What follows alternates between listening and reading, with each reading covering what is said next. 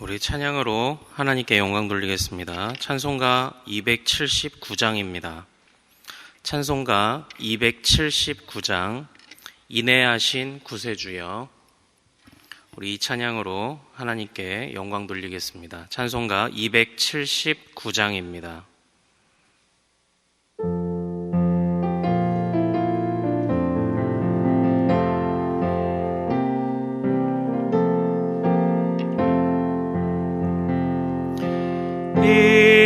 인내하신 구세주여, 내가 비오니 죄인오라 하실 때에 날 부르소서. 주여 주여 내가 비오니 죄인오라 하실 때에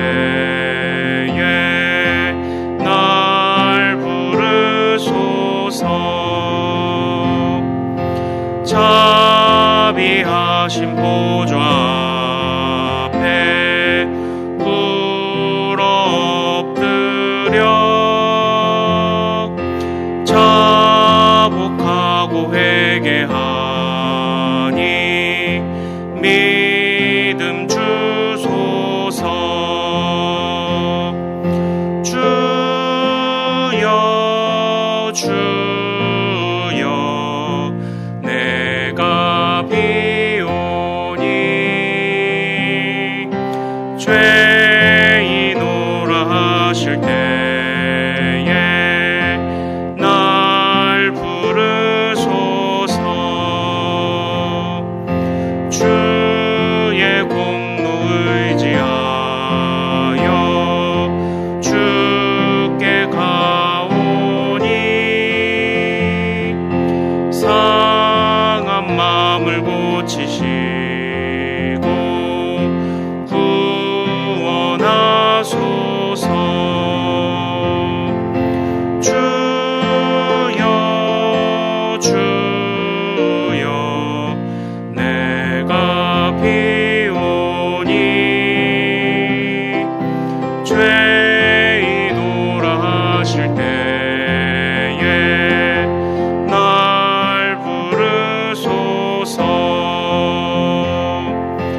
만복 근원 유리 주여 위로하소서. 우리 주와 같으시니 어디 있을까. 주여 주여 내가 비오니 죄인오라 하실 때에 날 부르소서.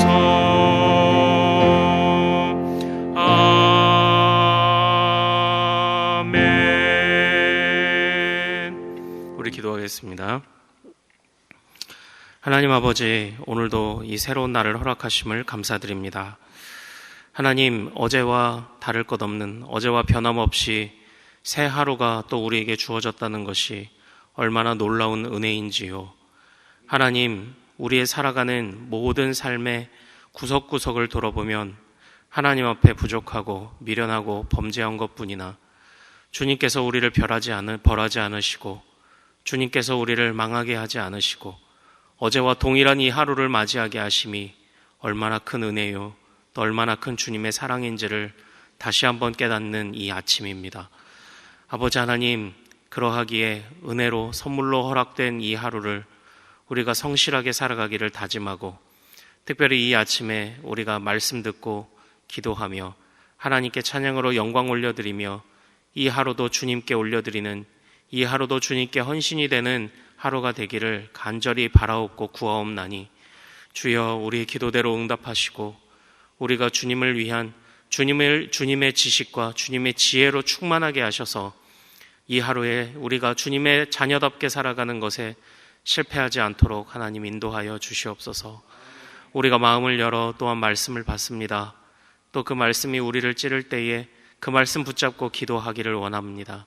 아버지 하나님, 충만한 말씀의 은혜, 또 기도 가운데 누리는 충만한 은혜를 경험하는 이 시간 되도록 하나님 인도하여 주시옵소서.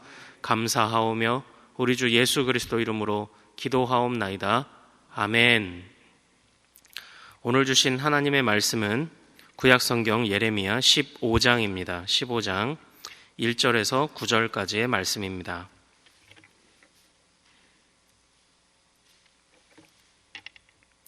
예레미야 15장 1절에서 9절까지의 말씀입니다.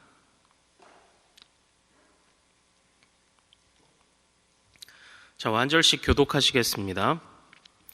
여호와께서 내게 이르시되 모세와 사무엘이 내 앞에 섰다 할지라도 내 마음은 이 백성을 향할 수 없나니 그들을 내 앞에서 쫓아내 보내라. 그들이 만일 내게 말하기를 우리가 어디로 나아가리요 하거든 너는 그들에게 이르기를 여호와께서 이와 같이 말씀하시니라. 죽을 자는 죽음으로 나아가고 칼을 받을 자는 칼로 나아가고 기근을 당할 자는 기근으로 나아가고 포로될 자는 포로됨으로 나아갈지니라 하셨다 하라. 여호와의 말씀이니라. 내가 그들을 네 가지로 벌하리니 곧 죽이는 칼과 찢는 개와 삼켜 멸하는 공중의 새와 땅의 짐승으로 할 것이며 유다왕 히스기야의 아들 므낫세가 예루살렘에 행한 것으로 말미암아 내가 그들을 여러 민족 가운데서 흩으리라. 예루살렘아, 너를 불쌍히 여길 자 누구며 너를 위해 울 자 누구며 돌이켜 내 평안을 물을 자 누구냐. 여호와께서 이르시되 내가 나를 버렸고 내게서 물러갔으므로 내게로 내 손을 펴서 너를 멸하였노니 이는 내가 뜻을 돌이키기에 지쳤음이로다. 내가 그들을 그 땅의 여러 성문에서 키로 까불러 그 자식을 끊어서 내 백성을 멸하였나니 이는 그들이 자기들의 길에서 돌이키지 아니하였음이라. 그들의 과부가 내 앞에 바다 모래보다 더 많아졌느니라. 내가 대낮에 파멸시킬 자를 그들에게로 데려다가 그들과 청년들의 어미를 쳐서 놀람과 두려움을 그들에게 갑자기 닥치게 하였으며 같이요.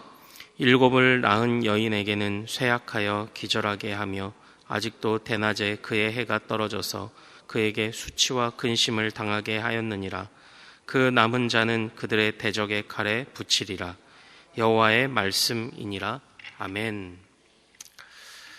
오늘 우리가 함께 읽은 이 말씀을 통해서요, 내가 뜻을 돌이키기에 지쳤음이라, 내가 뜻을 돌이키기에 지쳤음이라 라는 제목으로 은혜를 같이 나누도록 하겠습니다.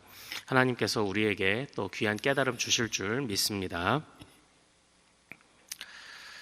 오늘 우리가 읽은 말씀 속에서 하나님은 그의 백성들을, 그리고 특별히 예레미야를 거절하고 계십니다.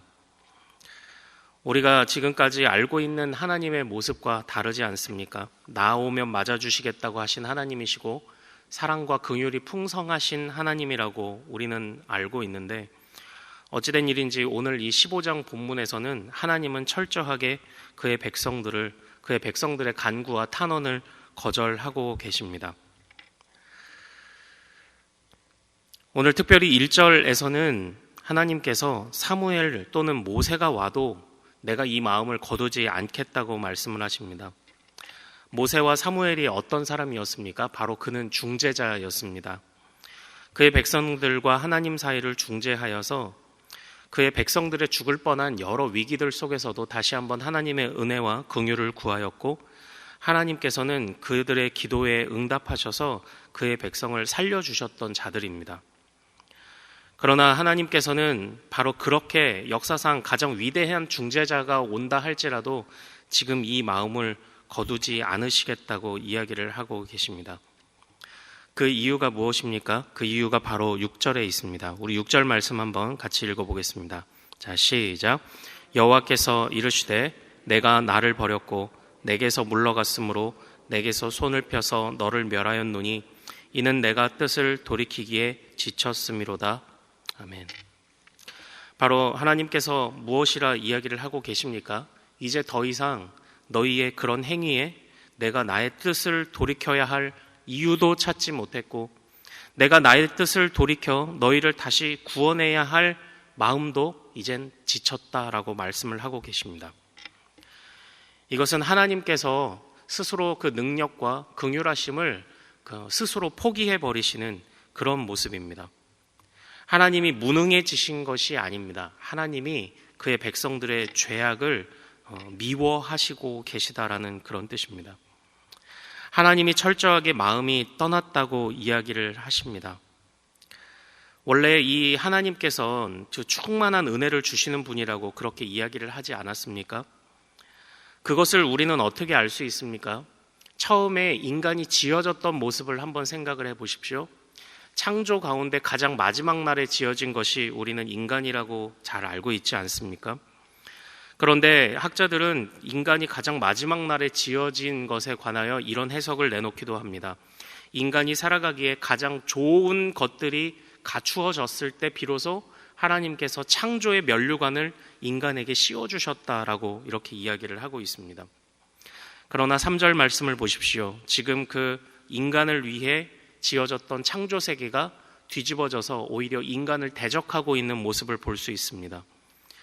3절에 이렇게 말씀합니다. 여호와의 말씀이니라 내가 그들을 4가지로 벌하리니 곧 죽이는 칼과 찢는 개와 삼켜 멸하는 공중의 새와 땅의 짐승으로 할 것이며 마치 창조 세계가 인간을 위해 존재해야 하는 창조 세계가 인간의 심판을 위해 존재하는 것 같은 그런 인상을 우리에게 주고 있다라는 것입니다. 하나님께서 모든 것을 역전시키기로 작정을 하셨다라는 것이죠. 우리는 여기서 생각해야 할 것이 있습니다. 하나님께서 이 창조 세계를 지으시고 또한 인간을 지으셨을 때 그저 지어 놓으시고 마치 프로그램 되어 있고 그것이 그때부터 저절로 이렇게 굴러가게 있다고 생각하는 착각을 가져서는 안 됩니다. 하나님은 이 땅을 지으셨고 그리고 인간들도 마찬가지로 지으셨고 매일의 은혜로 이 땅이 섭리로 돌아가게 하셨고 또한 인간들도 마찬가지로 매일 하나님의 은혜 안에서 살아가게 하셨습니다. 그러나 마치 한 번에 주어졌던 은혜와 처음에 그 시작이 은혜였을지는 몰라도 이스라엘 백성들의 마음속에서는 이제 내 인생도 나의 것이고 이 세상도 나의 것이고 그저 나는 내가 운행해 갈 수 있다고 생각했던 그런 교만, 하나님이 매일 은혜를 주셔야 살 수 있다고 생각하는 것이 아니라 그저 저절로 그냥 흘러가는 것, 그러하기에 이 우리가 누리고 있는 이 가나안이라는 가나안 땅을 빼앗아 나라를 세우고 번영한 것처럼 보였던 이 나라가 굴러가는 것도 그냥 영원히 계속될 것이라고 생각했던 그런 착각에 빠져 있지 않습니까? 그런 착각에 빠져 있었기 때문에 그들이 하나님을 계속 바라보지 못했던 것 아니었겠습니까? 그래서 나아오면 맞아주시겠다고 하시던 그 하나님이 매일 은혜를 지탱해야 하는 자들이 더 이상 은혜를 사모하지 않을 때 이제 더 이상 그들에게 그의 얼굴을 향하여 주실 이유를 찾지 못하게 됐던 것이죠. 그런데 이참 이스라엘 백성들이 미련하지 않습니까? 우린 역사상 하나님께서 그의 백성들을 향하여 얼굴을 향하여 돌리시기를 거절하셨던 때를 우리는 이미 역사상 알고 있습니다. 그것이 무엇입니까? 바로 사사기 시대 아닙니까? 사사기 시대의 중요한 이 역사의 사이클이 무엇입니까? 이스라엘 백성들이 범죄하고 그리고 부르짖었을 때 하나님이 사사를 보내어 주셔서 그들을 다시 건지시고, 그러나 사사기의 후반부에 갈수록 하나님의 응답은 점점 더디고 하나님께서는 그의 백성들을 향하여 고개 돌리시기를 거절하시는 것 같은 그런 모습들을 보게 됩니다. 그리고 우리는 그 사사기의 그러한 이유, 하나님이 그들의 백성들을 향해 고개를 돌리지 않으셨던 이유를 사사기의 맨 마지막 구절들을 통하여 우리는 알 수 있지 않습니까? 그들이 자기 소견에 옳은 대로 행하였습니다. 특별히 영어 성경에서는 그 자기 소견에 옳은 대로 행하였다라는 것을 자기 스스로 정의, 자기 스스로 의를 판단하였다라는 그런 의미로도 표현하고 있습니다. 그러니까 하나님이 아닙니다. 자기가 기준이 되었던 것이죠. 오늘 이 예레미야의 시대의 상황도 마찬가지 아닙니까? 내가 기준이 되었습니다. 내가 기준이 되었기 때문에 이 세상 가운데 섭리하시는 은혜가 보이지 않습니다. 내가 기준이 되었기 때문에 하나님께서 나에게 매일 부어주시는 은혜가 있어야 내가 살아가는 것도 우리는 외면하고 있었던 것이죠. 그래서 피할 수 없는 심판이 찾아오게 될 것이다라는 이 하나님의 외면을 직면할 수밖에 없었던 것입니다. 5절 말씀을 우리 한번 좀 같이 읽어볼까요? 자, 같이 읽겠습니다. 시작. 예루살렘아, 너를 불쌍히 여길 자 누구며 너를 위해 울 자 누구며 돌이켜 내 평안을 물을 자 누구냐. 사실 이 예루살렘을 향하여, 이스라엘 백성들을 향하여 울어주실 분이 누구고 불쌍히 여겨주셔야 할 분이 누굽니까? 바로 그분이 하나님 아닙니까? 제가 지금껏 말씀드렸던 것처럼 바로 이것이 그 하나님께 불쌍히 여겨주심을 구하고 하나님을 향하여 울며 매일 은혜를 구하여야 하고 그 은혜를 먹으며 매일 살아가야 하는 것이 하나님의 백성들의 모습이라는 바로 그런 의미가 담겨 있지 않습니까? 그런데 이제 그들을 위해 울어줄, 그들을 위해 불쌍히 여겨줄 하나님도 없고 그들을 긍휼히 여길 그 어느 누구도 없습니다. 그들이 이제 마주하게 될 현실은 어떻습니까? 우리 7절 말씀을 한번 보겠습니다. 7절 말씀 중반절에 보면 그 자식을 끊어버리겠다라는 말씀이 주어지고 있습니다. 자식을 영영이 모래알처럼 하늘의 별처럼 많이 주시겠다고 하셨던 그 아브라함, 조상들에게 주셨던 그 약속이 지금껏 이스라엘을 지탱하고 있었던 약속이었습니다.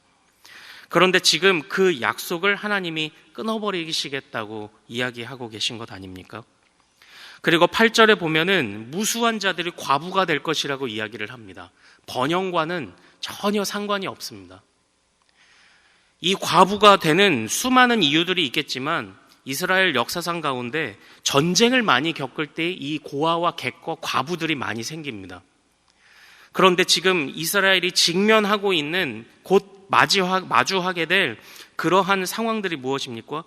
과부들이 많이 늘어나고 그들은 전쟁을 피할 수 없고 오히려 고아와 객과 과부를 돌보면서 살아도 부족함이 없을 만큼 누리며 살아갈 수 있었던 이스라엘이 이제는 베풀 사람은 없고 돌봐야 될 사람들만 넘쳐나게 될 것이다라는 바로 이러한 모습들, 곧 이 참담한 현실을 지금 하나님이 예고하고 계신 것 아닙니까? 9절에 보면 7을 낳은 여인에 관한 그런 또 안타까운 그 예언들이 또 등장을 하고 있지 않습니까? 7을 낳은 여인은 상징적인 표현입니다. 7이라는 완전수의 자식을 가진, 그리고 자식을 가진 것이 곧 힘이었고, 자식을 가진 것이 곧 일꾼이었고, 자식을 가진 것이 곧 그 가정을 또 지탱해 줄 수 있는 좋은 힘이 되었던 그런 것인데, 그렇게 완벽한 자녀들을 낳은 여인이 쇠약하여 기절하게 된다고 합니다. 그 어미를 돌볼 수 있는 자녀가 하나도 없습니다. 왜 그렇습니까? 이전에는 출산은 고통 속에서, 비록 에덴 동산에서 쫓겨날 때에도 출산에 고통이 있지만 그러나 그 안에서도 기쁨을 맛볼 것이다라는 것이 하나님의 은혜였는데, 이제 고통 속에서 행복을 누려야 하는 출산이 오히려 행복이 고통이 되는 것입니다. 자식이 많으면 이제 그 자식의 멸망함을 오히려 더 많이 보아야 하는 그런 상황이 이제 된다는 거죠. 나에게 자녀가 둘밖에 없다면 이 하나님의 저주 가운데서 죽어나가는 자녀를 2번만 보면 됐지만, 이전에는 7자녀를 가진 것이 축복이었지만 하나님의 저주의 때에는 하나님의 벌하심으로 자녀들이 죽어나가는 것을 7번이나 봐야 하는 그런 모습이 다가오게 될 것이다라는 지금 그런 마음들을, 그런 모습들을 지금 이 하나님께서 말씀하고 계시는 것이 아닙니까? 철저하게 하나님이 이렇게 얼굴을 돌이키시겠다고, 돌려버리시겠다고 그렇게 이야기를 하고 계신 것입니다. 사랑하는 여러분, 그런데 이것이 비단 그 예레미야 시대에만 이것이 유효한 그런 말씀일까요? 예레미야 시대에만 이것이 해당되는 그런 말씀입니까? 하나님께서는 이스라엘이라는 대표, 이스라엘이라는 모델로서 그의 이야기를 하고 계시지 않습니까? 하나님의 백성과의 이야기를 하고 계시지 않습니까? 그렇다면 이것이 오늘 우리에게도 주시는 말씀임을 믿으시기를 소망합니다. 우리는 이 하루를 어떻게 살아가야 하겠습니까?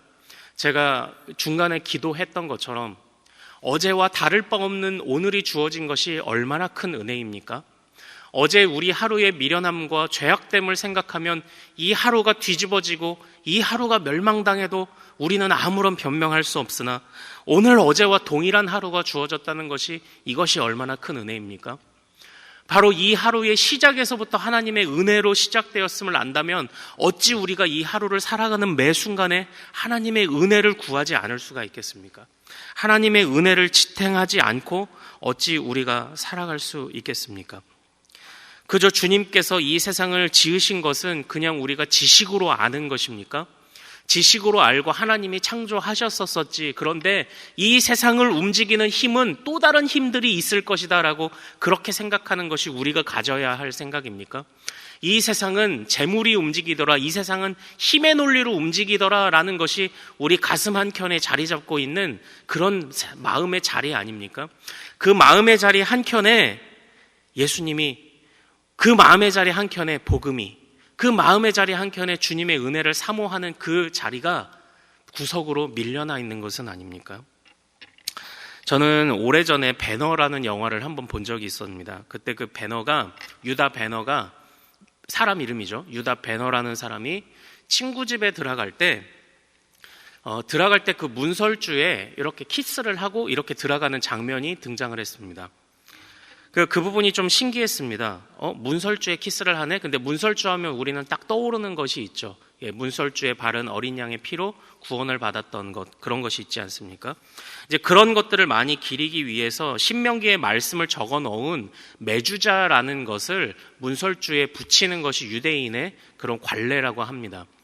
즉, 그들은 문으로 들어갈 때, 그리고 또는 그들은 그 메주자라는 것이 이제 머리에 이렇게 띠를 맨 작은 통에 신명기의 말씀을 넣고 이마에 이렇게 묶고 또는 손목에 묶어서 그것을 신명기의 말씀을 따라 말씀을 이마에 메고 손에 묶고 그리고 문설주에 그 말씀을 비치하여 그 말씀을 가까이 하는 것처럼 막 가까이 하는 것을 상징하며 그들이 그 나름의 그 경건 생활을 하는 그러한 모습들이 그들의 유대인의 전통이라고 이야기를 합니다.